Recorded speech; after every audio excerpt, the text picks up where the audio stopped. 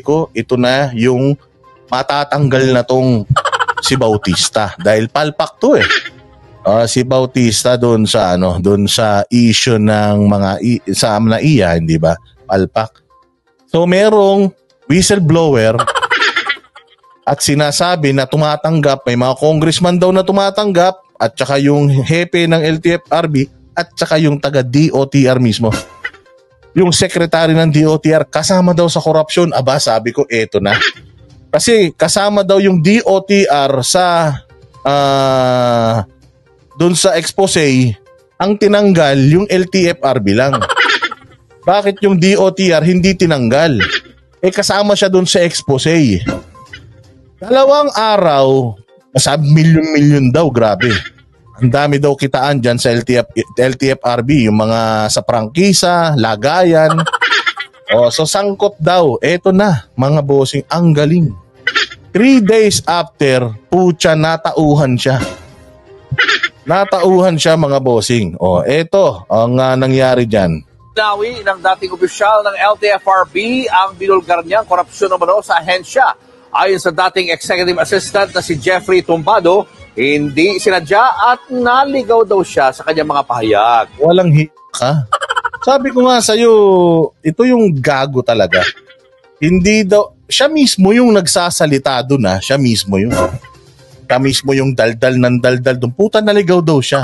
At nalito. Puta, itong mga to dapat kinukulong to. Ito yung mga dapat binubulok sa kulungan. Kasi alam mong talagang nuknukan ng sinungaling. Nagsasalita siya mismo doon. Maraming camera, maraming nagtanong sa kanya. Very detailed yung kanyang pag-explain kung ano yung corruption. Tapos biglang nagkamali lang siya. Naligaw lang siya. O tingnan mo anong nangyari. Di absuelto lahat ng mga absuelto lahat ng mga pinag-aanuhan niya, pinagsisiraan niya, absuelto lahat, tama? Kasi nag-recant siya eh. Magtataka ka, bakit si Tevez hindi na absuelto? Nag-recant din naman yung mga testigo sa kanya. Diba? Nag-recant din yung mga testigo sa kanya. Bakit may kaso pa rin siya? Bakit dito? Nag-recant. Ano nangyari? Laglag na. Wala na. Wala nang maisisi. Hindi ba? Si Bautista, kuya-kuy na. Hindi ba? Nakita nyo, yung kay De Lima, na-dismiss na yung dalawa. Kasi nag-recant. Tama? Sabi ko nga sa inyo, importante yung recantation. Ito talaga, matindi recantation ito, 2 araw lang. Hindi ba? Kaya dito ko matatawa. Nasa frontline ng balitang yan, si Justin Punsalang. Sa akin ang tinatawag ko, ruta for sale, PA for sale, special, yeah. Wala na to, putya. Nung una, ang tapang niya eh. Sobrang tapang niya nung una, tapos ngayon, wala na, sira na, kinabukasan mo, kuya. Pati pamilya mo, damay na, pinakita mo pa yung mukha mo. Nakakadiri ka. Kung ako sa'yo, pati pamilya mo, paalisin mo na sa Pilipinas. Ibig sabihin, kawawa yan sa mga kaklase, sa mga kapitbahay nyo. Sasabihin yan, yung tatay mo walang bayag.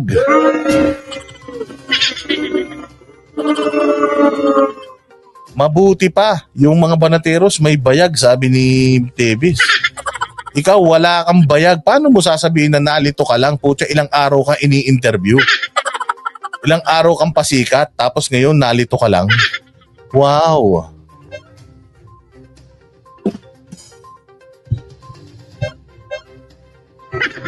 Wow daw. Special permit for sale. Lunes nang ibulgar ng dating executive assistant ni LTFRB Chairman Trophy Lugwadi sa si Jeffrey Tumbado ang umano'y korupsyon sa ahensya. Aabot daw hanggang Malacanang ang sangkot. Kasama niya sa presko noon ang grupong... Niya aabot hanggang Malacanang yung sangkot. Artadon to sabi siguro ng Malacanang. Tinanggal namin yung happy Pucha, hanggang dito sa amin may sangkot. Pucha, pag hindi ko tinanggal yung DOTR, mukha akong tangina ito. Hindi ko pwede tanggalin yan. Tropa pits ko yan. Puta, mag-recant ka. Magkano? Pwedeng ganon, di ba? Manibela. 2 araw makalipas, biglang binawi ni Tumbado ang kanyang mga sinabi. Sa inihain niyang affidavit of recantation ngayong hapon, sinabi niyang hindi sadya at naligaw siya sa kanyang mga sinabi sa press con. Ano, sabi nga ni Tin Paminto, apakayabang nito kahapon. Madami daw siya ebidensya, recordings, videos. Alam mo kasi ganito, you cannot show recordings of videos and yung mga recorded na mga usapan ninyo. You cannot present that sa korte kasi bawal yan. Lalo na kung halimbawa ikaw nire-record mo ko. Di ba? Tatawag ka sa akin tas ire-record mo ko and then gagamitin mo yung conversation natin against me. Ilalabas mo siya. Pwede kitang kasuhan doon ng wiretapping. Bawal na bawal po yun. Diba? Kaya nga maraming kaso yung baliw na isang vlogger na mabaho. Ay lang hilig dun mag-record ng conversation tapos inilalabas niya sa channel niya. Kaya nga laging ban yung channel nun eh. Dahil ganun ang ugali nun. So itong sinasabi niya na I have evidences of videos, bawal yan. Lalo na kapag walang warrant. Before kang kumuha ng surveillance, magso-surveillance ka video. Kailangan mo muna ng permit to do that. Hindi mo pwedeng gawin yun tapos gamitin mo yun against yung video mo. Kaya yung nire-record mo, bawal na bawal yun. Kaya nga 'di ba, sa mga call centers pag tumawag ka, this call is being recorded for quality purposes. 'Di ba may ganun? This call is being recorded for quality purposes. So, FYI. Kasi nga, pwede kang magdemanda kapag hindi mo alam na nire-record yon. Kasi kung halimbawa, this is a recorded conversation and then ayoko recorded. Ayoko. Tapos nirecord mo pa din, mas bawal na yun. Pero ang masaklap nun, kung hindi niya alam na nire-record mo siya, patibong yan. Galit na galit ang korte dyan. So paktay siya dyan, Diyan siya madadali kung yun ang kanyang basihan. Yung mga videos. Yung mga text messages, okay lang yun. Pero yung nire-record mo siya nang hindi niya alam, tas gagamitin mo yun, yari ka dun.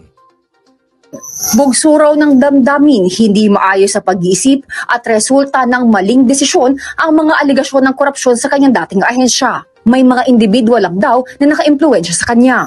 Gayunpaman, aminado si Tumbado na may mga isyu sa loob ng ahensya na dapat pa ring imbestigahan. Ang recantation niya raw na ito ay magsisilbing public apology para kina LTFRB Chairman Guadis, pati na kay Transportation Secretary Jaime Bautista at sa Office of the President. Ikinatuwa ni Bautista ang pagbawi ng salaysay ng dating LTFRB. Tingnan mo ikinatuwa ni Bautista yung pagbawi. Ang inaantay ko dito is, hindi natin tinotolerate yung mga ganyan. Napakalaki na ng damage na nagawa niyan. I will file a case against him. Kahit nag-recant siya, I will have him answer dito sa ginawa niyang paninira sa reputasyon ng mga siniraan niya. May narinig kang ganon? Narinig mo ba sinabi nila yung ganon? Do you remember nung bakit napakawalan yung anak ni Secretary Boying Rimulya? Dahil sa mishandling ng evidence. According to the court, lumalabas na hinuhulid up siya or finiframe up siya ng PIDEA. Yun ang lumabas sa ng korte. Parang summary ng korte na mukhang finiframe up siya. Kaya not guilty, acquitted siya. Remember?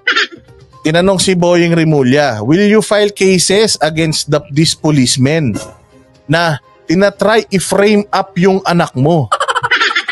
Anong sagot ni Boying? We will not file cases anymore. Naniniwala naman tayo na nagkakamali lang ang tao. Pucha, piniframe up yung anak mo. Ibig sabihin, pag finrame up yung anak mo, tinarget yun. Tinatrabaho. Paano kung naging successful yung pagtatrabaho nila sa anak mo, dinakulong yun? Tapos hindi ka magfa-file ng kaso. Kaya sabi ko, alam na this.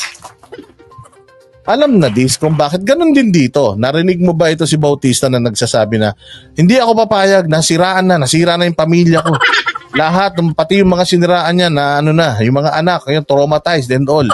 Nag-iiyak ngayon, 3 araw na. O, hindi ba? Kailangan makasuhan ito, kailangan to, makbulok sa kulungan para hindi pa marisan. Di ba dapat ganun? O, tingnan mo, ano statement niya? employee. Mabuti naman na nagsasabi niya ng totoo, no? Kasi ako personally wala akong kinalaman sa mga sinasabi. Diba? Kung ako yan, mabuti naman at nagsabi na siya ng totoo. Dahil dyan, mas madali ko na siyang makakasuhan, hayop siya. Dahil dyan, antayin na lang niya, ididimanda ko talaga yung hayop na yan kahit na nag-public apology na siya. Kailangan niyang pagbayaran sa batas yung ginawa niyang panghaharas sa pamilya namin. Di ba dapat ganun? Pinag-aaralan naman ngayon ni Bautista ang pagsasampa ng libel laban sa chairman ng Manibela dahil sa mga... Tinan mo, sinong dinidimanda ni Bautista? Ang dinidimanda ni Bautista, yung ng Union. Yung presidente ng Manibela, yun ang dinidimanda niya. Sana, Bautista, dinimanda mo na rin yun, yung hayop na yun. Bakit ito lang? Sana dalawa sila. Kasi dalawa sila magkasapakat sa paninira sa inyo. Bakit isa lang? Ano yan? Isa lang yung inareglo nyo? Question yun ha, hindi yun statement.